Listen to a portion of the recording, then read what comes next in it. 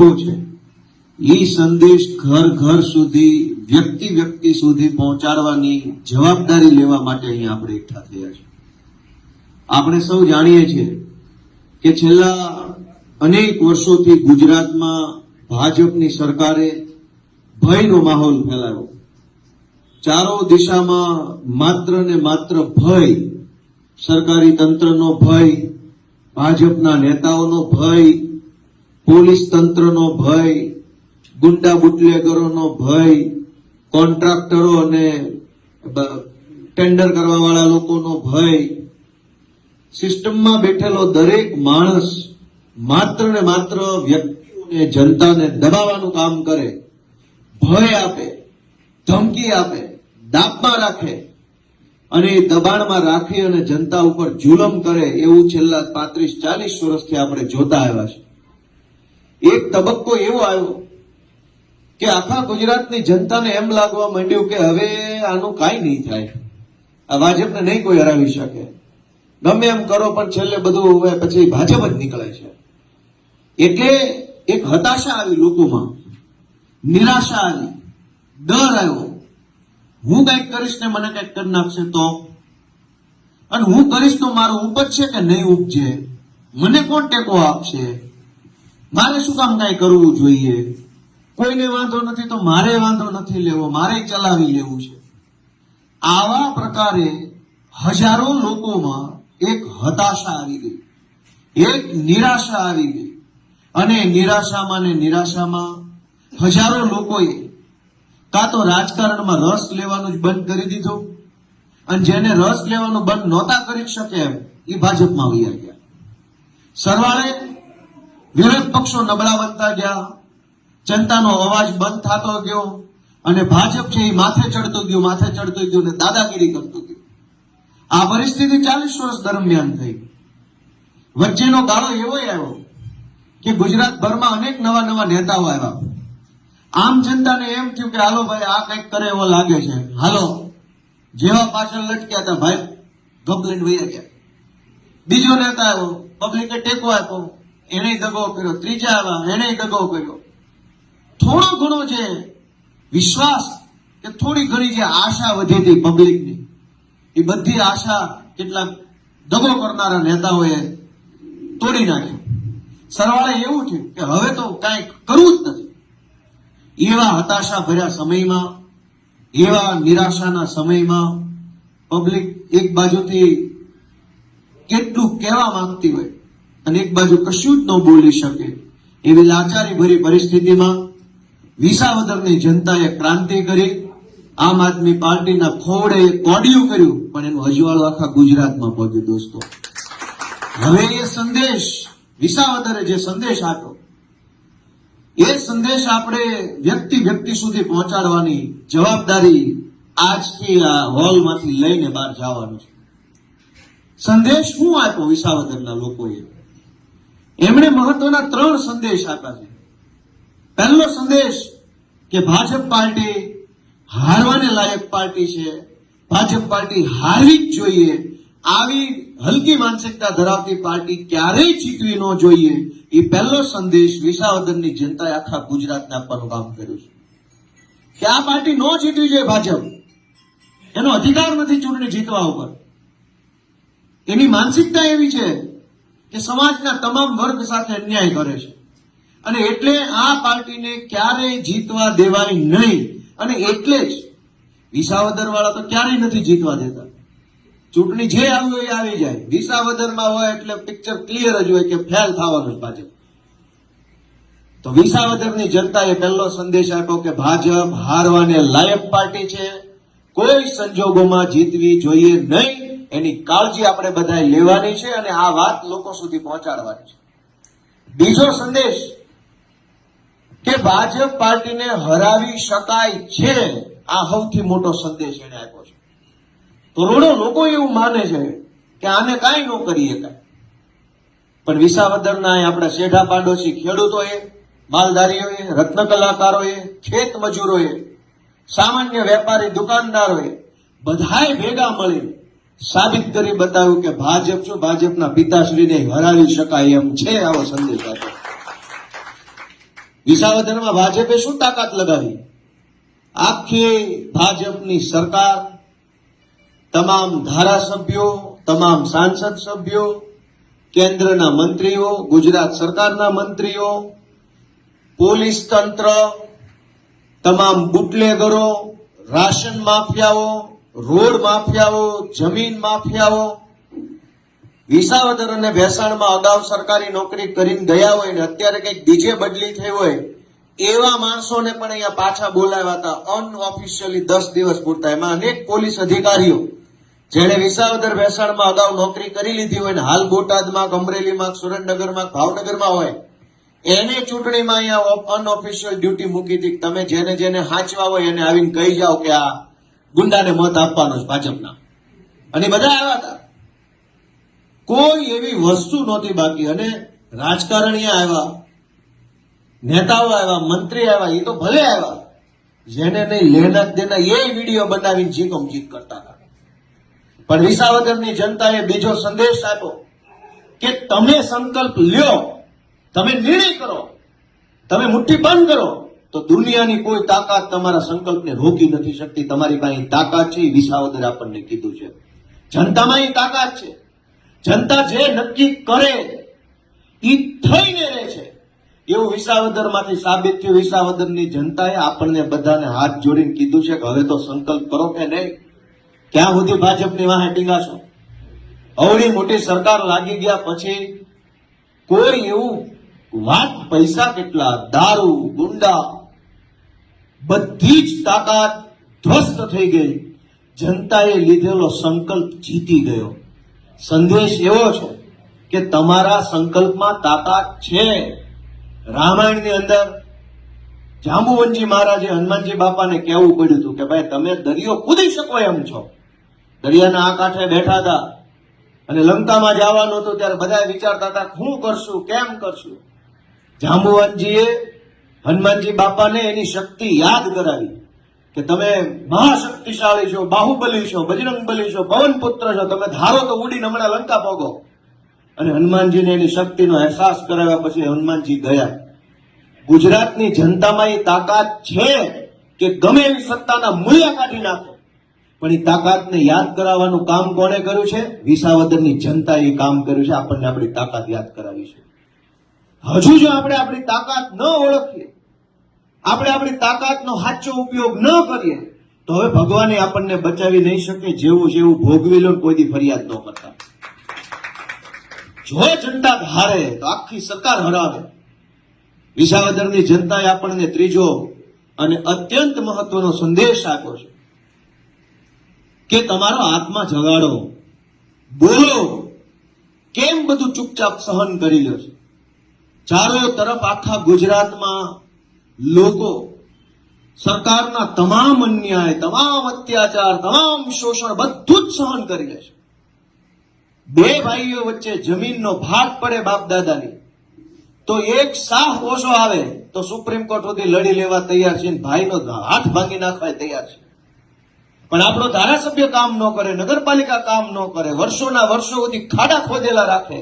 એક ઓવરબ્રિજ કેશોદમાં બનતો હોય, વંથલીમાં એક નાળું બનતો હોય, 3-3 વર્ષ કામ હાલે, કેટલાય માણા પડે, ગાડીઓ ફૂટી જાય, મુંડા ફૂટી જાય, ઢીંઢળ ભાંગી જાય, તોય કોઈ બોલવા તૈયાર નથી. પણ આપણો ભાઈ જો 1 ફૂટ જમીન વધુ લઈ ગયો બાપ દાદાની મિલકતમાંથી તો નહીં મજા આવે. પ્રાંત ઓફિસના ધક્કા ખાવા તૈયાર છે, કલેક્ટરમાં જાઓ, અમદાવાદે જાઓ, મોટો વકીલ રાખો, તને બતાવી દઉં. દોસ્તો, કઈ હદે આપણે લાચાર બની ગયા છે. વિસાવદરની જનતા આપણને ઢંઢોળવાની કોશિશ કરે છે કે જાગો, તમારા આત્માને પૂછો કે તમે આજે બધું સહન કરો છો એ વ્યાજબી છે? બોલતા કેમ નથી? અવાજ કેમ નથી ઉઠાવતા? તમારા ગામમાં સરકારી નાળું બનતું હોય, ગટર બનતી હોય, બ્લોક નખાતા હોય, ખોટું થતું હોય તો કેમ તમારો આત્મા નથી જાગતો? બોલતા કેમ નથી? અને આપણા ગામમાં ખોટું કામ થતું હોય ને આપણે બોલીએ નહીં તો ભારત દેશમાં રહેવાને લાયક જ નથી. આપણી જેવો દેશ વિરોધી માણા કોણ હોય? આપણા દેશમાં, આપણા ગામમાં આવીને કોક માણસ ભ્રષ્ટાચાર કરી જાય અને આપણે એવી રીતે બચાવ કરીએ કે અમારી જ્ઞાતિનો છે, અમારી જ્ઞાતિનો સરપંચ છે, બોલશું તો એને નહીં, અમારી જ્ઞાતિનો તાલુકા સભ્ય છે, અમારી જ્ઞાતિનો જિલ્લા સભ્ય છે. દોસ્તો, કઈ માનસિકતાએ આપણને કાયર બનાવવાનું કામ કર્યું છે? વિચારો. આપણે તો ભારત વીરોની ભૂમિ, એમાંય ગુજરાત, એમાંય કાઠિયાવાડ. અહીંયા શૌર્ય, સમર્પણ ને બલિદાનનો કેવડો મોટો ઇતિહાસ છે. આ કાઠિયાવાડમાં, જુનાગઢમાં અહીં કેવા કેવા માણસો પાક્યા છે, કેવા કેવા વીર પુરુષો પેદા થયા. અને ઈ ભૂમિમાં આપણે એવા એના વારસામાં આવ્યા કે આપણે એક નબળું નાળું થતું હોય તોય ન બોલી શકીએ. તો આપણે ઇતિહાસના નામે કોઈ મહાપુરુષનું નામ આપણા મોઢે લેવાનો હક નથી. આપણે એનું નામ લે તો એનું નામ આપણે એનું નામ ખરાબ કરીએ છીએ. આપણે આપણા ગામમાં ખોટું થતું હોય, આપણા વિસ્તારમાં ખોટું થતું હોય, ખરાબ રોડ બનતા હોય, શાળા ખરાબ બનતી હોય, ખોટા બિલ મુકાઈ જતા હોય, અને એક વિડીયો ઉતારવાની આપણા હિંમત નથી. વિસાવદરની જનતાએ આપણને સંદેશ આપ્યો છે, તમારા આત્માને જગાડો, ખોટું થતું હોય ત્યાં બોલો, અને જે સાચું હોય એનો હાથ ચાલો, એવો સંદેશ વિસાવદરના ખેડૂતો આપ્યો. દોસ્તો, આપણને 3 વાત કરી કે ભાજપ હારવાને લાયક પાર્ટી છે, હારવી જ જોઈએ, ભાજપને હરાવી શકાય એમ છે. અને એ બંને કામ ત્યારે જ થાય જ્યારે ગુજરાતની જનતાનો આત્મા જાગે, માણસ પોતાની જાતને ઢંઢોળે, પ્રશ્ન પૂછે પોતાની જાતને કે હું જે કઈ રાજકીય કામ કરું છું એ ગુજરાતના ભલા માટે છે કે ગુજરાતને બરબાદ કરી રહ્યું છું. તમે કલ્પના કરો, ગુજરાતની અનેક સરકારી શાળાઓ એક શિક્ષકથી શાળા હાલે છે. આખી શાળામાં 200, 300, 400 વિદ્યાર્થી હોય, શિક્ષક માત્ર એક હોય. જ્ઞાતિના નામે આપણે મત તો આપીએ છીએ, પણ આપણી જ્ઞાતિનો છોકરો જે શાળામાં ભણે છે ત્યાં શિક્ષક નથી, એ વાતની ચિંતા આપણને થતી નથી. આપણી અંદરનો માણસ મરી ગયો હોય તો જ આવું થાય. આપણને આપણી જ્ઞાતિનો નેતા કોણ છે એ દેખાય છે, પણ આપણી જ જ્ઞાતિના એક છોકરાને ભણતર નથી મળતું, એની જિંદગી બગડે છે, એને મજૂરીઓ કરવી પડશે, એ ચિંતા આપણને કેમ નથી થતી? કેમ કે આપણી અંદરનો આત્મા મરી ગયો છે, માણસ મરી ગયો છે. હવે આપણે ખાલી હરતું ફરતું ખોખું વધ્યા છે. દોસ્તો, અમે તો વિનંતી કરીએ છીએ કે રાજકારણમાં તમે અમારા કરતા વધારે દુનિયા જોઈ છે, જાજા નેતા જોયા, જાજી પાર્ટી જોઈ છે, જાજા મત આપ્યા છે, પણ આત્મા ક્યારે જાગશે આપણા બધાનો? એ તો અમારી વિનંતી છે. હું, ઈશુદાન ગઢવી, પ્રવીણ રામ, રાજુભાઈ કરપડા, ચૈતરભાઈ વસાવા, યુવરાજસિંહ જાડેજા, આ બધા કોણ છે? એક સામાન્ય ઘર પરિવારમાંથી આવતા વ્યક્તિઓ છે. અમારો કોઈ રાજકીય વારસો નથી, અમારા બાપ દાદા ખાનદાનમાં કોઈ નેતા નથી. આ પહેલી પેઢીમાંથી અમે બહાર આવ્યા. અમને એમ થયું કે કોઈ ન બોલે તો કોણ બોલશે? તો અમે નક્કી કર્યું, હું બોલીશ. ઈશુદાન કે હું બોલીશ, પ્રવીણ રામ કે હું બોલીશ. બધા ભેગા થયા અને જનતા માટે લડાઈ લડીએ છીએ. અમે આશા હું રાખીએ છીએ કે તમે તમારા મનને ઢંઢોળો, જાતને પ્રશ્ન પૂછો કે હું હાલે છે, હું કરવા જેવું છે, ને એમાં ગોપાલ કે ઈશુદાનને શું કરવું જોઈએ. તમારું મન એમ કે ગુજરાતમાં હવે આ લોકોને આગેવાની હોપવી જોઈએ, તો અમે તમારી પાસે હાથ લાંબો કરીએ છીએ. ટેકો આપો, આશીર્વાદ આપો, પ્રેમ આપો. દોસ્તો મિત્રો, ગુજરાત આપણા બધા જેવા લોકોની રાહ જોઈ રહ્યું છે. ગુજરાતને બરબાદ કરવામાં ભાજપે કઈ બાકી નથી રાખ્યું. તમે વિચારો કે ચૈતરભાઈ વસાવા, એની ઉપર એવો આરોપ છે, સાચો હોય તોય શું, ખોટો હોય તોય શું. આરોપ એમ છે કે એક ગ્લાસ કાચનો ફેંક્યો ભાજપના કોઈ માણસ ઉપર અને જાનથી મારી નાખવાની 307 લાગી. આણંદ પાસે ગંભીરાનો પુલ તૂટ્યો, 15 થી 20 જેટલા લોકોનું ખરેખર મૃત્યુ થઈ ગયું. એ માણસની મરી જવાની કલમ ક્યાંય લાગીને એનો અર્થ એવો થયો કે ભાજપના માણસની ગ્લાસની કિંમત કરતા પણ માણસ મરી જાય એની કિંમત ઓછી છે. ગંભીરામાં માણસ મરી ગયા એની કોઈ કિંમત નથી, પણ ગ્લાસ ન વાગવો જોઈએ ભાજપના વ્યક્તિ. સેકન્ડ ક્લાસ સિટીઝન, બીજા દરજ્જાનો નાગરિક, ભાજપનો આગેવાની પહેલા દરજ્જાનો નાગરિક, એ આપણા કરતા ઊંચો, એ આપણા કરતા મહાન, અને આપણે બધા પછી એની નીચે, આપણે એના કરતા નાના, આપણે એના કરતા નિમ્ન. માણસ મરી જાય એની કોઈ કિંમત નથી. ભાજપ વાળાને ગ્લાસ નો અડવો જોઈએ. ગ્લાસ કરતા માણાના જીવની કિંમત સસ્તી કરી નાખે છે. અને છતાંય આપણામાંથી કોઈનો આત્મા ન જાગે તો આપણે એમ સમજવાનું કે આપણી અંદરનો માણસ મરી ગયો, હવે ખોખું વધ્યું છે, ભલે ગમે ખોખું ફેર્યા કરે. આપણે સમાજમાં રહેવા વાળા લોકો છીએ. સમાજમાં બનતી દરેક દુર્ઘટના એના વિશે આપણને દાઝવું જોઈએ. જે કંઈ પણ બને છે એ ભલે મારી હારે ન બને, પણ સમાજમાં બન્યું છે એનો અર્થ એવો થયો કે મારી આસપાસમાં બન્યું છે, માટે મને કંઈક થવું જોઈએ, મને કંઈક થઈ જવું જોઈએ કે આ ખોટું છે કે સાચું છે. પણ દોસ્તો, હજારો લોકોએ પોતાનો આત્મા હુવડાવી દીધો છે. વિસાવદરથી વિનંતી આવે છે, ખેડૂતો હાથ જોડે છે કે ક્યારે જાગશો, ક્યારે બોલશો, શું કામ નથી બોલતા, કોની બીક રાખો છો, અને બી જઈને મૂંગા રહીને ફાયદો શું છે? બોલશો તો કઈક થશે, મૂંગા રહેશો તો શું થવાનું? ગુજરાતમાં રોજ સવાર પડે કંઈક ને કંઈક બ્રિજ તૂટી જાય, પેપર ફૂટી જાય, ડ્રગ્સ આવી જાય, બુટલેગરો પોલીસને મારી જાય. સરકાર એક જ વાતનું રટણ ચાલુ રાખે છે, કડક કાર્યવાહી કરવામાં આવશે. કડક કાર્યવાહી ગુંડા ઉપર તો થાય એવું ક્યારે આપણે જોયું નથી, પણ નાના માણસો ઉપર બહુ કડક કાર્યવાહી કરવાનું આપણે રોજે રોજ જોઈ રહ્યા છે.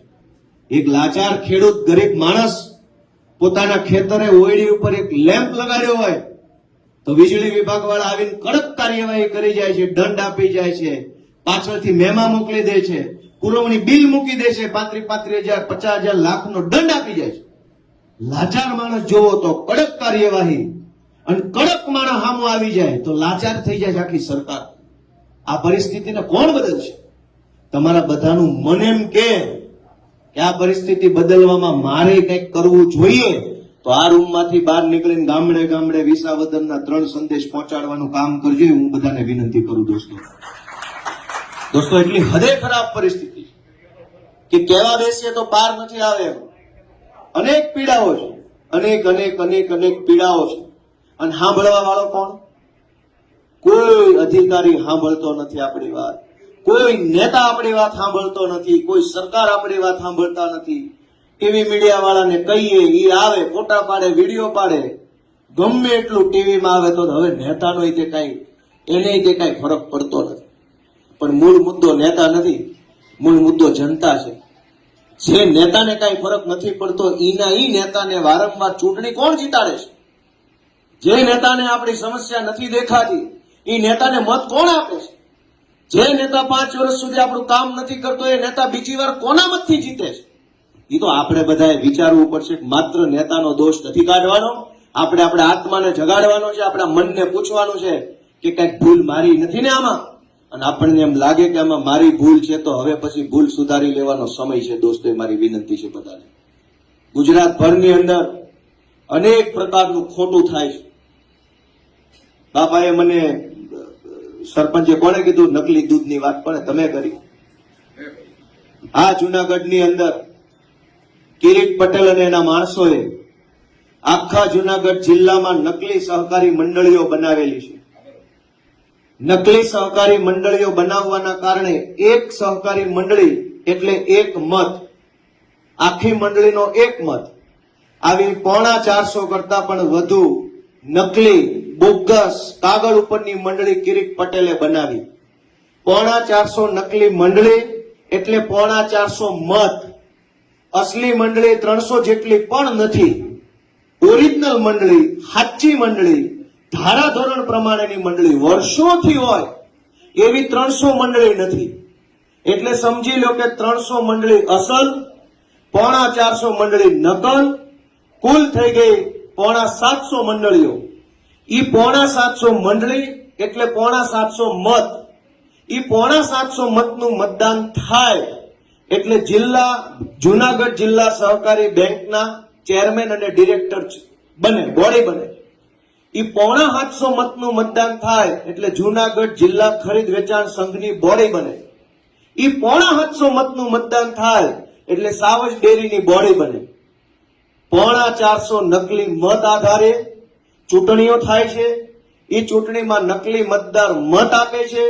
એ મતદાનથી ભાજપની હલકી માનસિકતા ધરાવતા ગુંડાઓ જેવા માણસો APMC Junagadh, JDC bank Junagadh, Savaj dairy Junagadh અને જિલ્લા ખરીદ વેચાણ સંઘ જુનાગઢમાં ભાજપના ગુંડાઓ ચૂંટણીઓ જીતે છે.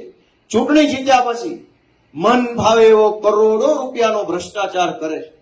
સાવજ ડેરીમાં ભાજપના માણસો કેમિકલ વાળું દૂધ હજારો લીટર ભરે છે.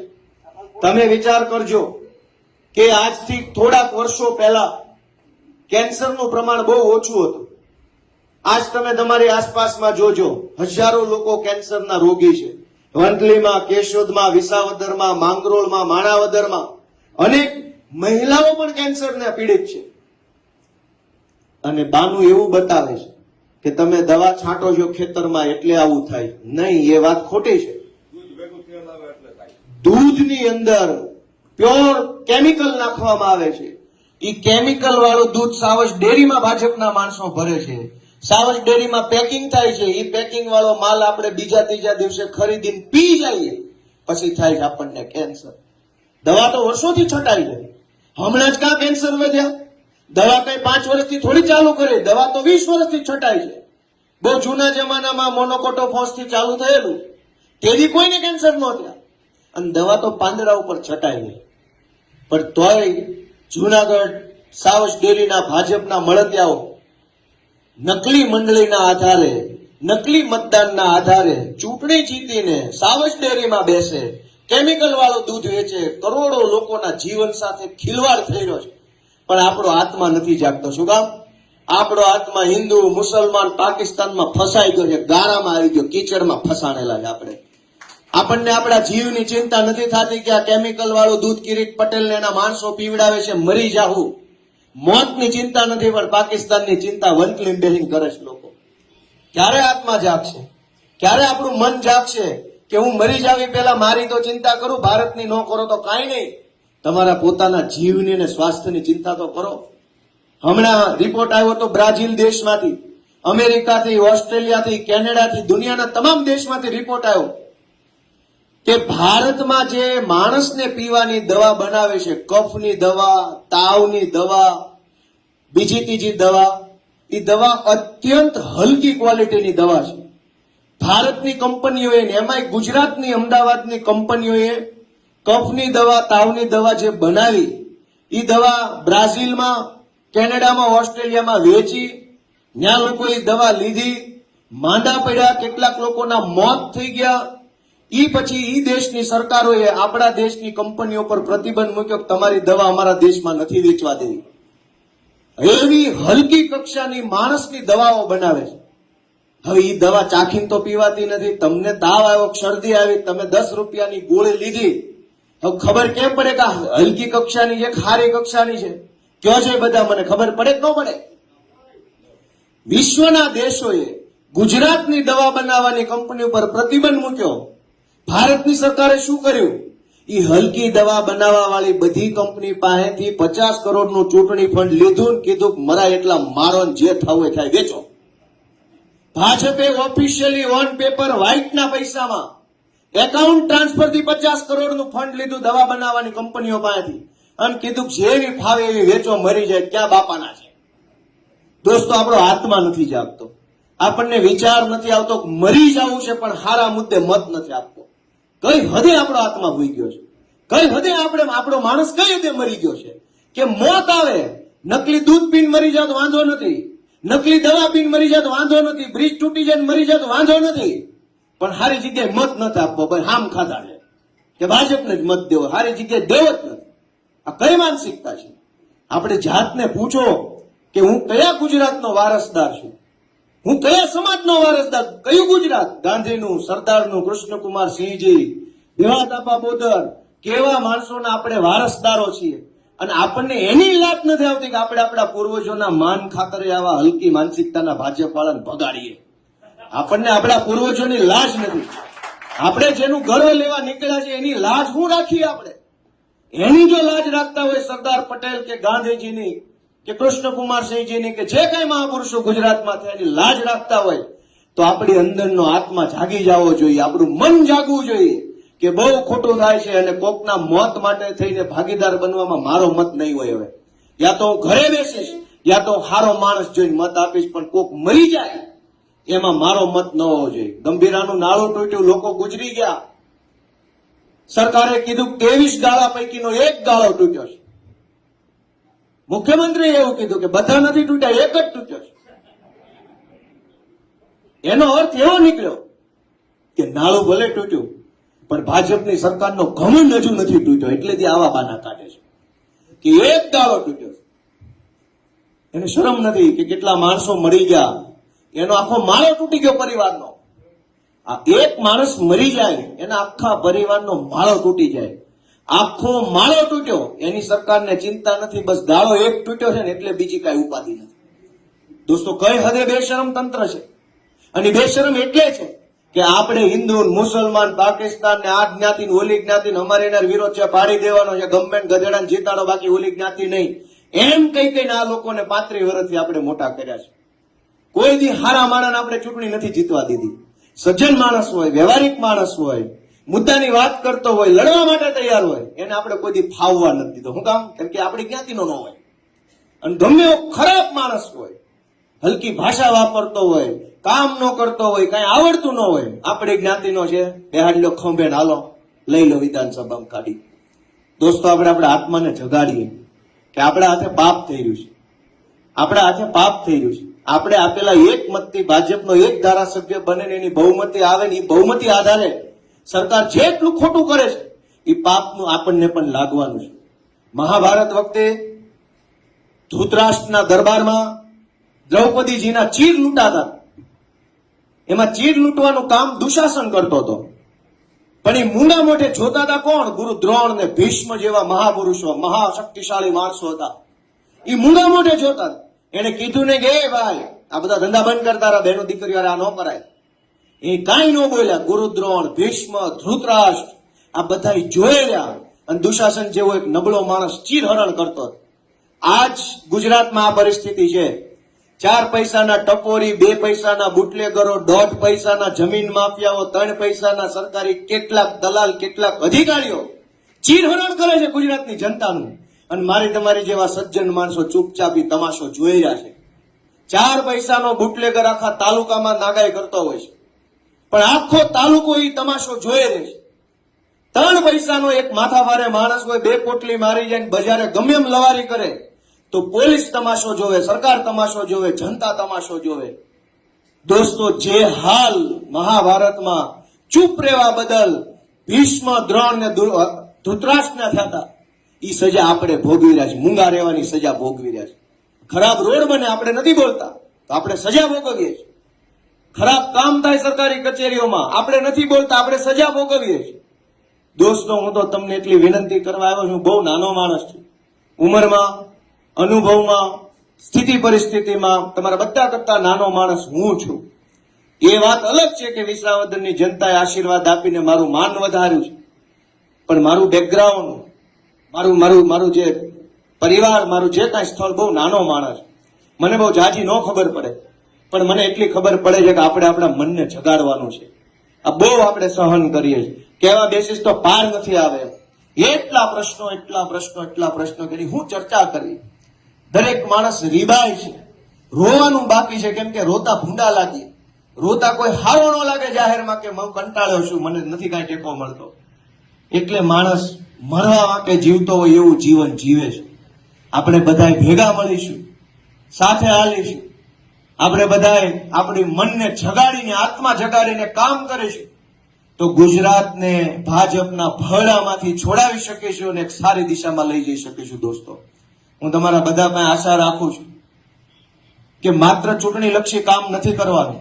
ચૂંટણીઓ આવશે, જાશે, ઘડીક આ પાર્ટી જીતે, ઘડીક ઓલી પાર્ટી જીતે, ઘડીક ગોપાલભાઈ નેતા, ઘડીક રમેશભાઈ નેતા, એ બધું હાલે, પણ જ્યાં જરૂર પડે, જ્યાં ખોટું થતું હોય ત્યાં બોલવું એ આપણી લાઈફ ટાઈમ ડ્યુટી છે, જીવનભરની જવાબદારી છે. ચૂંટણી હોય કે ન હોય, બોલવું એ આપણી જવાબદારી, આપણી નોકરી છે. સમાજની નોકરી કરીએ છીએ આપણે બધા, સમાજથી મોટું કોઈ નથી. આપણે સમાજના નોકર છીએ એટલે આપણી કાયમી જવાબદારી છે. જ્યાં ખોટું થાય ત્યાં અવાજ ઉઠાવો એ આપણી સમાજ પ્રત્યેની કાયમી નોકરી છે. ચૂંટણી જે હોય તે, જે જીતે, જે હારે, ઘડીકા એવું નથી. ચૂંટણી હોય તો જ બોલવું, ચૂંટણી સિવાય પણ બોલતા શીખો, અવાજ ઉઠાવો.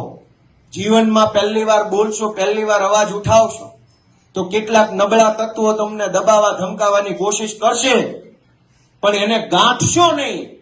પહેલી બીજી વાર જે કાંઈ આવે ને કહી દો ભાઈ થાય કરી લેજે, તો એ તમારું સરનામું ડિલીટ મારી દે કે અહીંયા ટાઈમ બગડે એવું છે, આને બીજી વાર ફોન ન કરો. કેમ કે આ આપણી દેશી ભાષામાં કરકોલે હાલ્યું છે, એવું બોલે છે ને આ બાજુ, કરકોલે હાલે છે, પેધી ગયા છે. એક ફોન કરવાનો, હરેશભાઈ જોજો હો, હરેશભાઈ બી જાય તો ઓલાનું કામ થઈ ગયું. પણ હરેશભાઈ એમ કહી દે કાંઈ નહીં, જોવું જ છે, મોકલો, હું જોવાનું છે, તો બીજી વાર ફોન નથી કરતા. ભાજપ જેટલા કાયર માણસો, ભાજપ જેટલા ડરપોક માણસો ભાજપ જેટલા એકદમ નકામા માણસો દુનિયામાં ક્યાંય મેં નથી જોયા દોસ્તો, એટલા કાયર માણસો છે, પણ સરકારની પાછળ છુપાઈને હાલે છે. હિંમત વાળા અમે માણસો છે કે આખી ભાજપની સરકારની સામે લડીએ છીએ. મરદ અહીંયા ઉભા છે દોસ્તો, આ હોલની અંદર ઉભા છે. પોલીસની પાછળ હંતાઈને, કલેક્ટરની પાછળ હંતાઈને, ટીડીઓ ડીડીઓ આખા તંત્રની પાછળ ઉભા રહીને હોશિયારી મારવી એ કાયર લોકોના કામ છે. સરકાર આખી ફોજ લઈને આવે, આખી police, crime branch, LCB, bootlegger, પૈસા, મંત્રી તંત્રી તમામ એની સામે ઉભા રહે ને એ આમ આદમી પાર્ટીના યોદ્ધાઓ છે દોસ્તો, લીડર અમે છીએ. અને ભાજપના કાયર માણસો આમ જનતાને બીવડાવે. તમે કઈક પોસ્ટ લખો, તમે કઈક બોલો, વોટ્સએપના ગ્રુપમાં કઈક નાખો, જ્ઞાતિના ગ્રુપની અંદર કઈક લખો, જોજેવો પછી જોજેવો. એકવાર તો હિંમત કરો, જે બતાવવાનું એ બતાવી, જોઈ લેવાનું થાય છે. એકવાર તો બોલીને બતાવો, જિંદગીમાં બીજી વાર હામાં નહીં મળે. અમે એને ઓળખી ગયા છીએ ને એટલે દર વખતે કે જે બતાવવાનું લઈને આવી જાજે, જોઈ લઈશું શું છે. અને એટલે હવે અમને નથી બીક લાગતી. હું તમને વિનંતી કરું છું, બોલો, અવાજ ઉઠાવો. ક્યાં સુધી લાચારી ભર્યું જીવન જીવશો?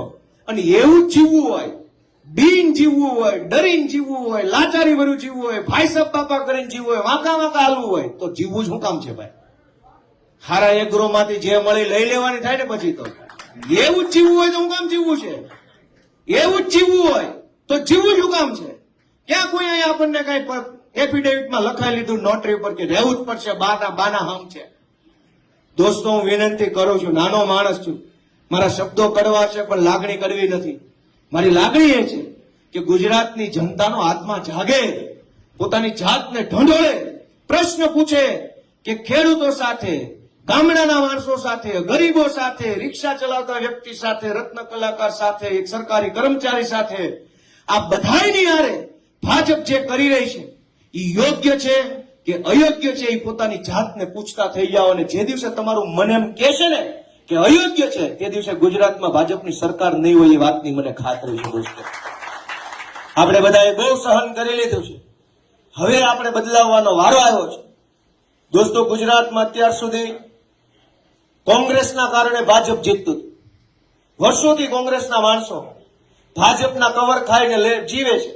ભાજપમાંથી કવર આવી જાય દર મહિને, કોકને પૈસા મળે, કોકને ટેન્ડર મળે, કોકને કોન્ટ્રાક્ટ મળે, કોકે ગૌચર દબાવ્યું હોય તો ભાજપ વાળા વિરોધ ન કરે. કોંગ્રેસ વાળાએ વર્ષો સુધી ભાજપને જીવતા રાખવાનું કામ કર્યું છે. ભાજપનું ખાતર કોંગ્રેસ છે, ભાજપનું પાણી કોંગ્રેસ છે, ભાજપની દવા કોંગ્રેસ છે. ખાતર પાણી દવા મળ્યા કરે ભાજપ તો હાલવાનું જ છે. કોંગ્રેસે કોઈ દિવસ જનતાનો અવાજ નથી ઉઠાવ્યો.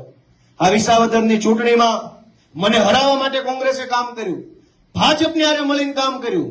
કોંગ્રેસના નેતાઓએ જાહેરમાં એવા નિવેદન કર્યા કે અમને નો આપો તો કાંઈ નહીં, પણ આપને નો આપતા ભાજપને આપી દેજો. એવા નિવેદન વિસાવદરમાં કોંગ્રેસના નેતાએ કર્યા કે કોંગ્રેસને મત નો આપો કાંઈ નહીં, પણ આપને નહીં ભાજપને દઈ દેજો.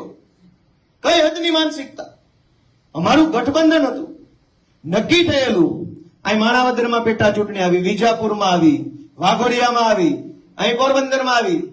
નક્કી હતું કે જ્યાં જ્યાં પેટા ચૂંટણી આવે, જે પાર્ટીનો ધારાસભ્ય ગયો હોય વિપક્ષમાંથી એ પાર્ટી ઉભો રહે. બધી જગ્યાએ કોંગ્રેસના ગયા હતા, તેને ઉભા રાખ્યા. અહીંયા અમારો આમ આદમી પાર્ટીનો હતો તો અમારો વારો હતો. ચારે પાંચેય જગ્યાએ પેટા ચૂંટણી આવી, અમે ઉમેદવાર ન ઉભો રાખ્યો.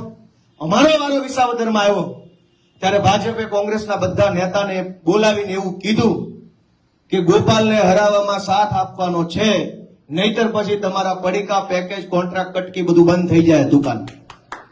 અને બધા જ કોંગ્રેસ વાળા મારા વિરુદ્ધમાં પ્રચાર કરતા. એકેય મરદમાના કડીમાં જઈને પ્રચાર નહોતા કરતા. કોંગ્રેસમાં હતા એટલા બધા વિસાવદર હતા, કાં કડીમાં ન ગયા.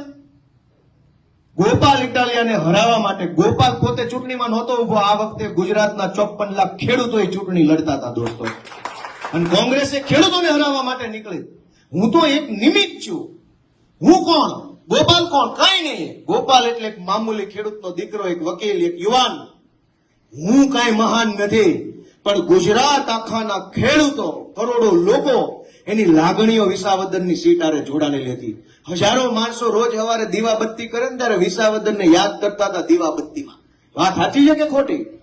હજારો લોકો જે કઈ કામ ધંધે જઈને આખો દિવસ મગજમાં વિસાવદર વિશે વિચારતા હતા. શું થયું, કેમ થયું, ગોપાલનું શું થયું, ભાજપનું શું થયું. કરોડો લોકોની લાગણીઓ જે ચૂંટણી હારે જોડાઈ હતી એ ચૂંટણીનું નિમિત્ત એટલે કે ગોપાલ ઇટાલિયાને હરાવવા માટે કોંગ્રેસે બધા જ ઉધામા કર્યા. પણ જનતાની તાકાત મોટી તાકાત છે. હું તમને વિનંતી કરું છું કે કોંગ્રેસ વાળાને હવે તમે જરાક ઓળખી લેજો. ભાઈ, આ પંથકમાં તમે ઘણો સમય આપ્યો છે, બદલામાં એને હું આપ્યું? આ માણાવદર, વંથલી, બાંટવા, કેશોદ, માંગરોળ, કોંગ્રેસને તમે હું નથી આપ્યું? વર્ષો સુધી મત આપ્યા. કોંગ્રેસના નેતા પૈસા વાળા થઈ ગયા, પણ ખેડૂતનો એક પ્રશ્ન ક્યારેય તાકાતથી વિધાનસભામાં કોઈ નથી ઉઠાવ્યો. એક પણ કોંગ્રેસનો નેતા 30 વર્ષમાં આ પંથકમાંથી જેલમાં 15 દી રહ્યો હોય તો મને કયો જાઓ. આ આખા જુનાગઢ જિલ્લો, ગીર સોમનાથ જિલ્લામાંથી જેટલા કોંગ્રેસના નેતાઓ, ધારાસભ્ય, જિલ્લા સભ્યો બન્યા, એમાંથી એક પણ માણસ 15 દિવસ જનતા માટે જેલમાં રહ્યા હોય તો દાખલો બતાવો. કોઈ જેલમાં નથી ગયા. શું કામ? બધા વેવાયું બની ગયા ભાજપ વાળા. ક્યાંથી જેલમાં? વેવાઈને કોણ પૂરે? ઈશુદાન ગઢવી જેલમાં ગયા, હું જેલમાં ગયો, પ્રવીણ રામ જેલમાં હતા, રાજુ કરપડા જેલમાં, ચૈતર વસાવા અત્યારે જેલમાં છે. અમે કોઈ દારૂ કે ડ્રગ્સ વેચતા જેલમાં નથી ગયા. અમે કોઈ બહેનો દીકરીઓને છેડતી કરીને જેલમાં નથી ગયા. જનતા માટે લડતા હતા, સાચા દિલથી લડતા હતા અને ભાજપ સામે લડતા હતા, એટલે ભાજપે જેલમાં પૂરવાનું કામ કર્યું. દોસ્તો, હું તમારી પાસે આશા રાખું છું કે આવનારી ચૂંટણીમાં તમારો આત્મા જગાડો, તમારા મનને ઢંઢોળો. પ્રચાર હશે ત્યારે બધી પાર્ટી, બધા નેતા, આપણી જ્ઞાતિ, આપણા નેતા, આપણું જોજો કહેવા આવશે. તકલીફ પડશે ત્યારે એકેય ભાજપ કોંગ્રેસનો નેતા આવતો નથી. સમય હોય ત્યારે કોઈ નથી આવતો. આ વિસાવદરમાં ભાજપના 400 નેતા આવ્યા હતા મારા વિરુદ્ધમાં પ્રચાર કરવા. ગંભીરાનો પુલ તૂટ્યો, ત્યાં કેટલા ગયા? કોઈ નહીં. ચૂંટણી હોય તો 400 આવશે, માણા મરી જાય તો 4 જણા નથી આવતા. આ ભાજપને કોંગ્રેસની રીત છે. દોસ્તો, મેં તમને મારી બધી વિનંતી કરીશ. હું આશા રાખું છું કે આપણે બધાએ આપણા આત્માને જગાડવાનું કામ કરીએ. આપણે આપણા ઈશ્વરને પ્રાર્થના કરીએ કે આપણને મતિ આપે, આપણને એવી સમજણ આપે કે આપણે આ ભાજપની ચુંગાલમાંથી છૂટી શકીએ. આપણા એક મતના કારણે ગુજરાતના કરોડો બાળકોનું જીવન સુધરે. આપણા એક મતના કારણે કરોડો ખેડૂતોનું જીવન સુધરે. આપણા એક મતના કારણે ગુજરાતના લોકોના ચહેરા ઉપર સ્માઇલ આવે. એવું કંઈક કામ આપણા હાથે થાય, એ માટે ઈશ્વરને આપણે પ્રાર્થના કરીએ. દોસ્તો મિત્રો, ધારાસભ્ય તો હજારો બની ગયા ગુજરાતમાં. કઈ હું કઈ નવી નવાઈ નો છું. આની પહેલા ખટારા ધારાસભ્યોના બની ગયા. એકનો એક માણસ 10-10 વાર ધારાસભ્ય થયો હોય એવાય ઘટનાઓ છે. એકનો એક ધારાસભ્ય 2-2, 5-5 વાર સાંસદ બને એવાય દાખલા છે.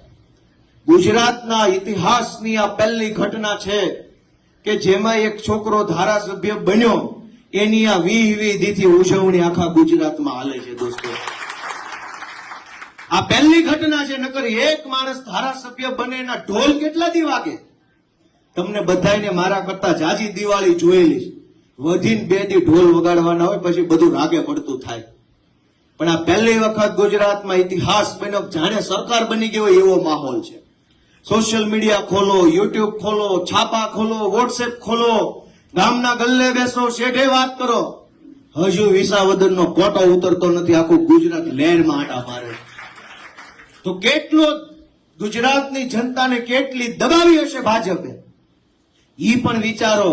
અને વિસાવદરમાં ગોપાલ ઇટાલિયા જીત્યો તો કેટલું લોકોને હાશકારો થયો છે, એ પણ તમે વિચારો. દોસ્તો, હું તમારી બધાની પાસેથી આશા રાખું છું કે વિસાવદરથી નીકળેલા 3 મહત્વના સંદેશ કે ભાજપ હારવાને લાયક પાર્ટી છે, ભાજપ પાર્ટીને હરાવી શકાય એમ છે, અને તમારો આત્મા જે દિવસે જાગશે તેથી ગુજરાતમાંથી ભાજપ ભાગશે. આ 3 સંદેશ આખા પંથક, વિસાવદર, કેશોદ, વંથલી, માણાવદર, માંગરોળ બધે ઘરે ઘરે પહોંચાડો એવી વિનંતી કરું છું.